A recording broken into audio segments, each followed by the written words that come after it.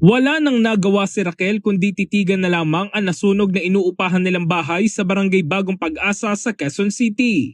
Kwento niya, naglilinis siya ng bahay nang bigla siyang makarinig ng putok. Nilinis ako ng bahay, naglikot pa nga ako ng gamit. May pumutok kasi, nung pagputok, tapos yung kapitbahay ko si Lagbeg, nag-iiyak na siya, may sunog daw sa taas. Pag ganun ko, may sunog nga, dito kaya lumabas ko kami agad, wala. Ni isa, walang naisalba si Raquel. Maski ang pera na gagamitin sana sa pagpapabinyag ng kanyang anak ngayong Sabado, kasama rin sa naabo. Si Lucia, hindi napigilang maging emosyonal. Galing umano siya sa isang meeting sa barangay, pero pagbalik niya, abo na ang kanyang bahay. Ayon sa Bureau of Fire Protection, mag-aalas 10 kaninang umaga na sumiklab ang sunog.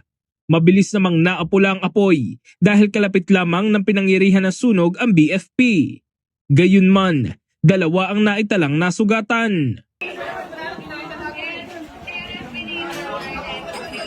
Sa Tondo, Maynila, sumiklab din ang sunog pasado 1:00 ng hapon ngayong araw. 3 ang kumpirmadong patay, kabilang ang 45 anyos na lalaki at mag-asawang senior citizen. 3 namang fire volunteers at isang sibilyan ang nasugatan. 6 na bahay ang nasunog at 18 pamilya ang naapektuhan. Bukod sa Maynila at Quezon City, sumiklab din ang sunog sa isang residential area sa barangay Little Baguio sa San Juan.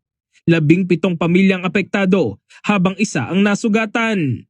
Ngayong Fire Prevention Month, patuloy ang paalala ng BFP sa publiko na magdoble ingat at sumunod sa kanilang mga payo para maiwasan ang sunog.